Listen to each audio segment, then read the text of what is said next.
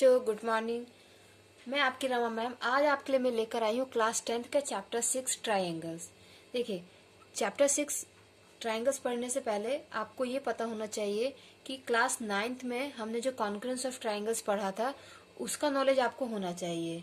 क्योंकि class 9th में हमने क्या पढ़ा था कि कॉन्करेंस क्या होता है। देखिए, टू फिगर्स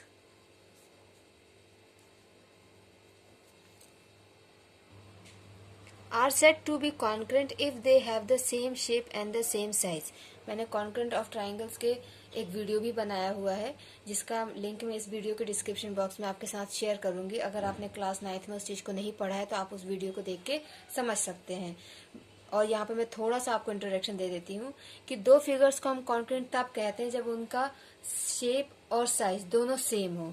जैसे कि ये दोनों ट्राइंगल्स, इन दोनों ट्राइंगल्स का शेप और साइज सेम है तो ये दोनों कॉन्करेंट है। ठीक है, ऐसे दो सर्कल्स, ठीक है, इन दोनों का रेडियस सेम है तो ये कॉन्करेंट है आपस में।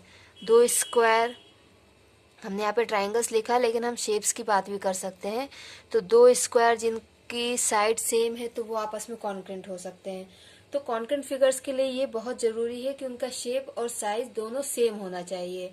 और ट्राइंगल्स के लिए जो क्राइटेरियाज होते हैं वो भी मैंने अपने प्रीवियस वीडियो में आपके साथ डिस्कस किया है, तो आप उस वीडियो को जरूर देखिए अगर आपको कॉन्करेंस ऑफ ट्राइंगल का नॉलेज चाहिए तो।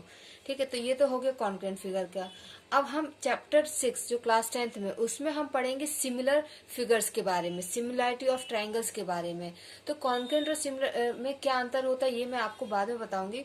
पहले हम देख लेते हैं कि हम सिमिलर फिगर्स किसको कहते हैं। Those figures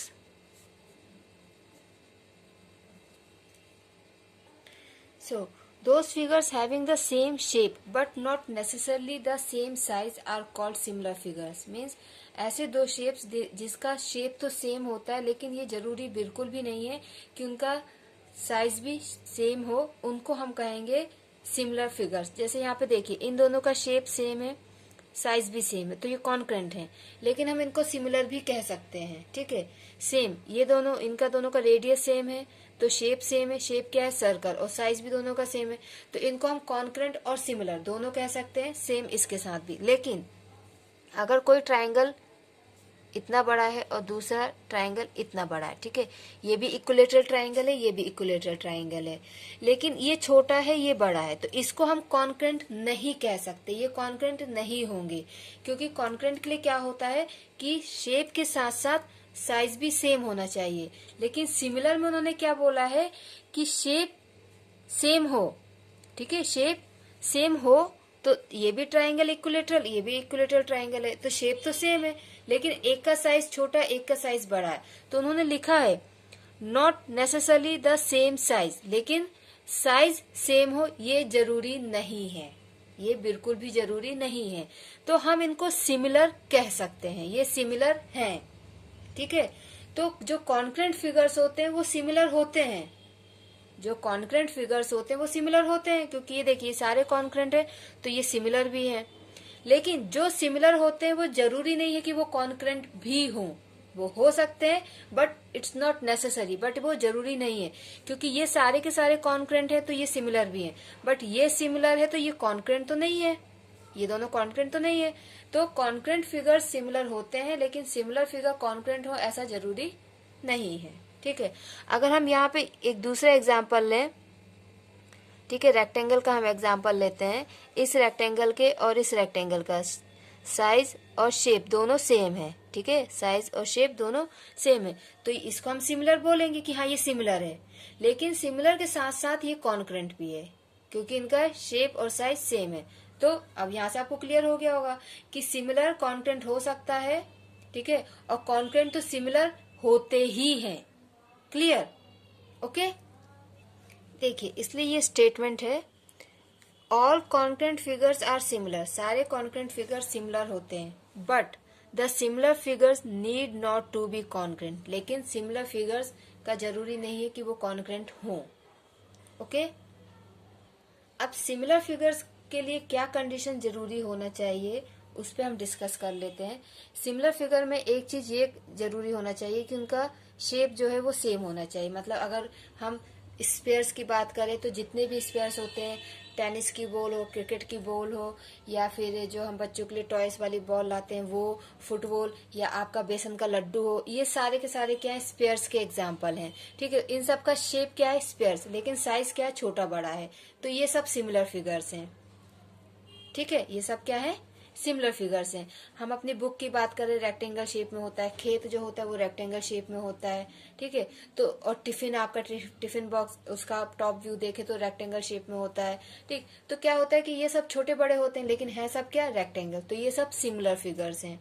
क्लियर, सारे स्क्वायर्स जिनकी साइड अलग अलग हैं वो सिमिलर फिगर्स में होती हैं। तो सिमिलर फिगर्स के लिए जरूरी है कि शेप सेम हो बट साइज सेम हो, ऐसा जरूरी नहीं है।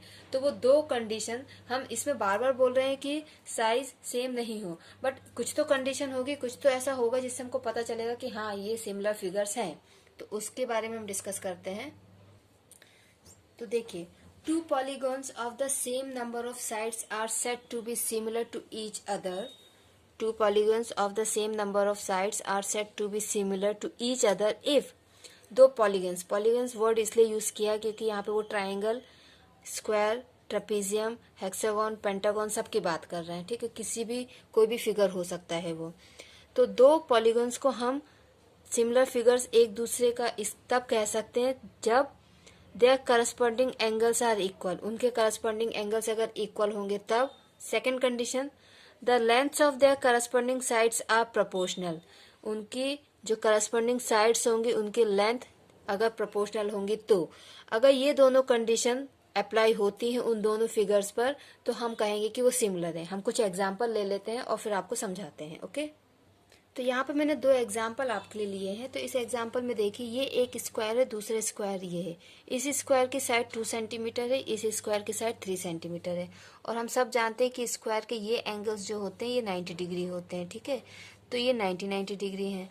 अब देखिए, हमारे स्टेटमेंट के according their corresponding angles are equal. तो इसका करस्पॉन्डिंग एंगल क्या होगा, अगर हम इसकी नेमिंग ABCD कर दें और इसकी EFGH,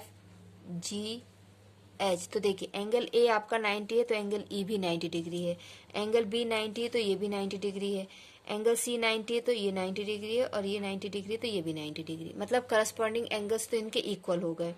फिर क्या बोला है, the length of their corresponding sides are proportional, जो लेंथ होती है करस्पॉन्डिंग साइड वो प्रोपोर्शनल होना चाहिए। तो उससे क्या मतलब है उसको आप देखिए, यहाँ पे समझिए।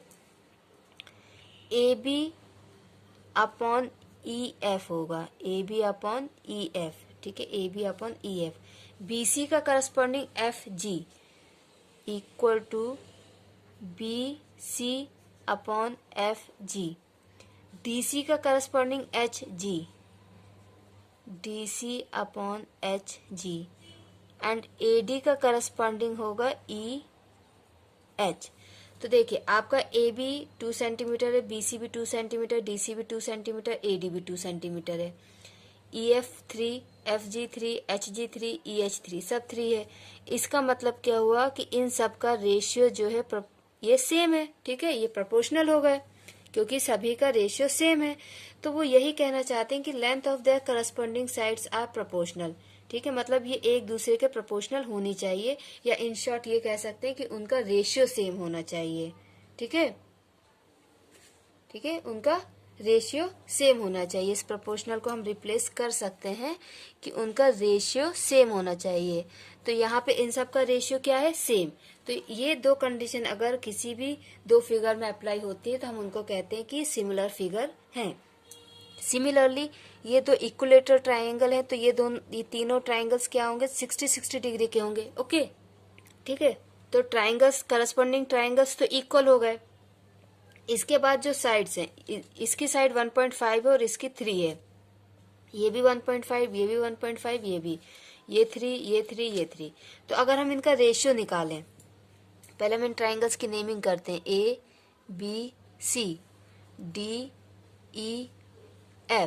तो अगर इनका रेशियो निकाला जाए तो क्या होगा, देखिए AB अपॉन AB का करस्पॉन्डिंग DE होगा, मीन्स 1.5 अपॉन 3। तो ये क्या हो जाएगा, 1/2। इसको आप कैंसिल करेंगे तो 1/2 आएगा। सिमिलरली BC अपॉन FE, ये भी आपका क्या होगा 1.5/3 1/2 आएगा। मीन्स रेशियो तीनों के सेम आ रहा है। आप थर्ड वाला भी चेक कर सकते हैं, AC/DF, तो ये भी 1.5/3 होगा तो 1/2 आएगा।